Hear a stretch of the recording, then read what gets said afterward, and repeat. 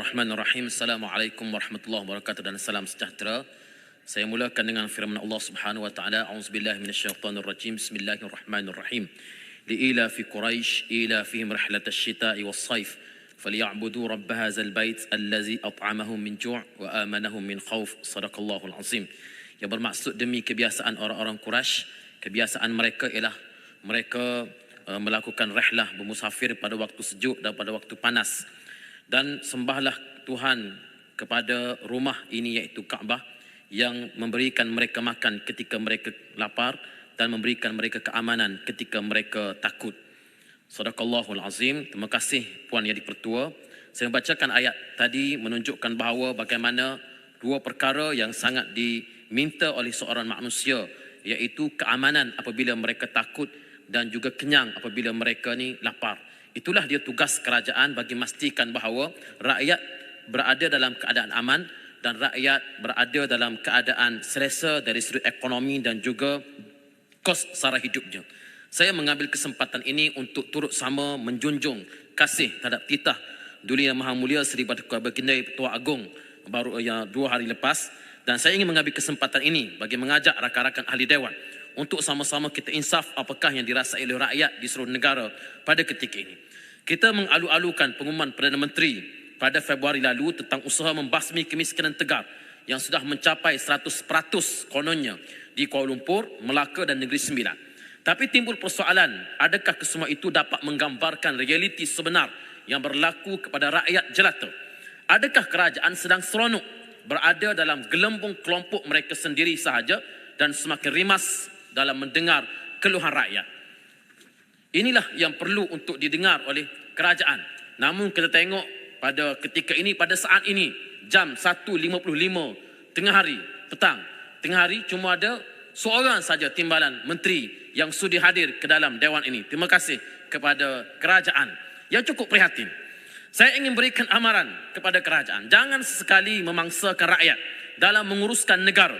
Kerana apa guna pelaburan meningkat kalau anak muda sudah penat memerah keringat tapi hidup masih melarat. Tak mengapa, kerana saya memetik kata-kata pujangga yang berhormat pandang, syukur Malaysia masih aman. Saya metik posting dalam Facebooknya 11 September 2015, salam Jumaat kita sudah boleh mulakan dengan salam 4.4 selepas ini sebagai meraihkan kejatuhan mata wang. Itu ketika mata wang 4.4. Tak tahulah sekarang ini mungkin salamnya sudah berubah, salam 4.8.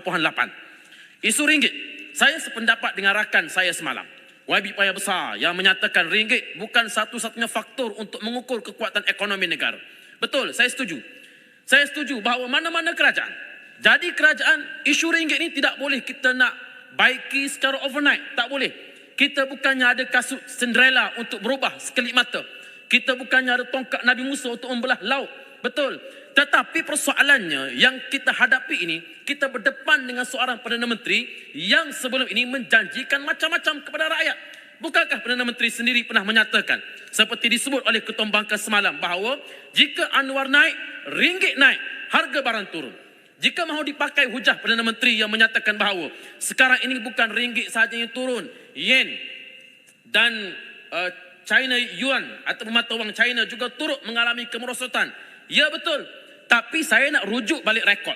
Ketika Perdana Menteri berkemping sekitar Oktober 2022, sebelum menyerang mata wang ringgit pada masa itu, nilai yen dan China Yuan pada sama saja seperti hari ini. Hari ini 28 Februari 2024, satu ringgit Malaysia bersamaan 31.54 Japanese yen.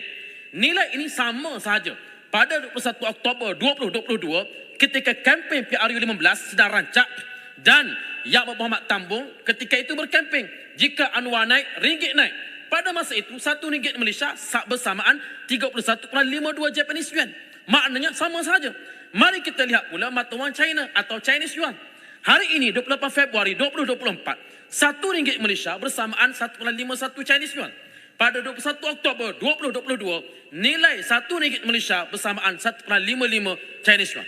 Maknanya tidak banyak berubah. Artinya kenapa pada masa itu kononnya seolah-olah bila mata wang ringgit merosot, negara seolah-olah hampir hancur. Oh, sekarang ini jangan digunakan sebagai modal politik. Dulu Menteri Ekonomi menyatakan Untuk pastikan ringgit tak jatuh, jangan ikat ringgit, tapi ikat Najib. Sekarang saya nak tanya, siapa yang patut diikat sekarang ini?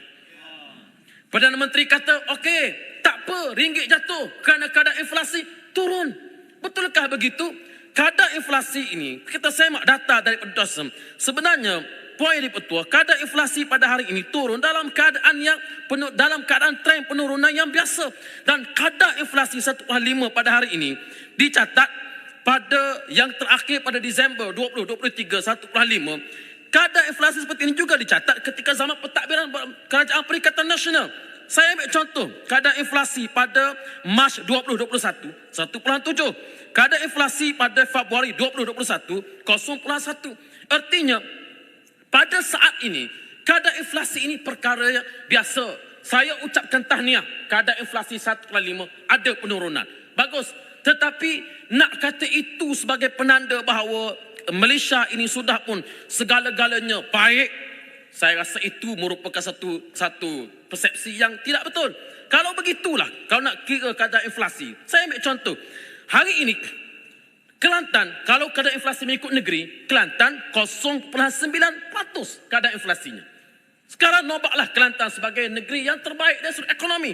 Negeri Sembilan 1% kadar inflasi, Melaka 1.1, Terengganu 1.2, Kedah 1.3. Ini lebih rendah daripada kadar nasional. Berbanding Sarawak, kadar inflasi 20.4. Wilayah Pasukan Putrajaya 2.1, Selangor 1.7, tinggi daripada kadar nasional. Jadi dengan maksud ini, saya bermaksud bahawa jangan semata-mata mengemukakan angka-angka yang memihak kepada kerajaan semata-mata. Sebab itu saya kesian simpati kepada rakyat. Rakyat bertanya Perdana Menteri macam-macam. Bila nak bagi bantuan? 2-3 hari lepas saya dengar Perdana Menteri sebut, kalau diberikan semua harta yang disakau kepada negara, saya akan bagi semua bantuan kepada rakyat. Wow, hebat bunyi Perdana Menteri. Dah jadi macam-macam janji dikemukakan. Sambil jadi Perdana Menteri pun masih boleh lagi menyatakan bahawa kalau dikembalikan wang ringgit yang disakau, saya akan bagi semua kepada rakyat.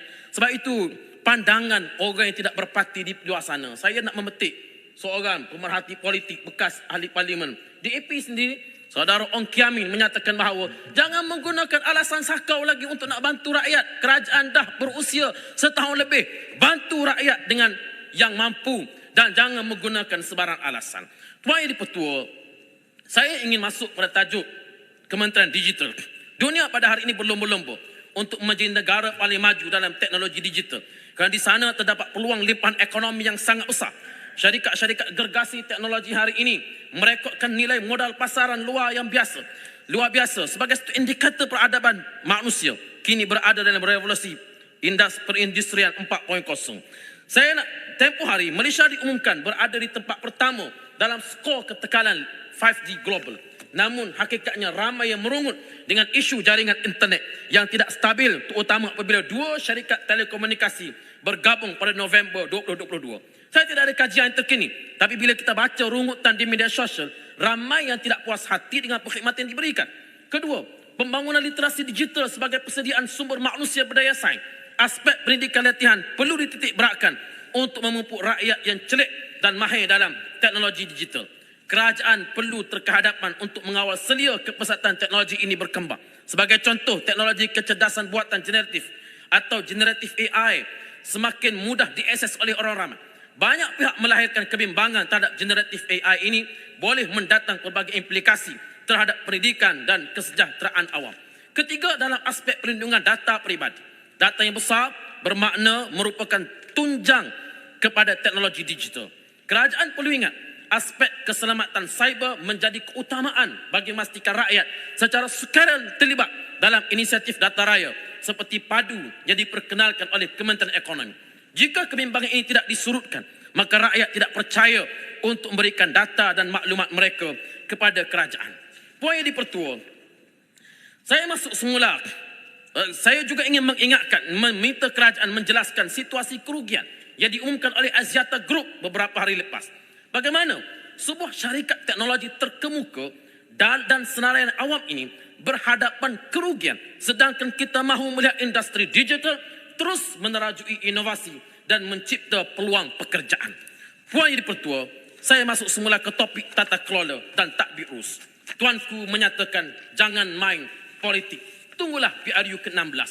Kami hamba rakyat menjunjung titah perintah.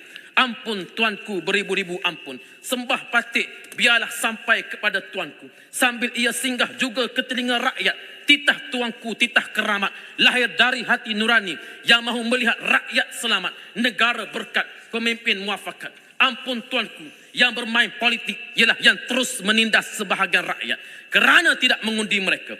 Yang bermain politik ialah yang terus menerus membuat dakwaan palsu tanpa bukti dan hujah. Puan Yang di-Pertua, saya bukan bercakap kosong. Saya petik kenyataan Yang Berhormat Tanjung Karang pada beberapa hari lepas menyatakan bahawa sokong PM baru program jualan murah boleh dilakukan.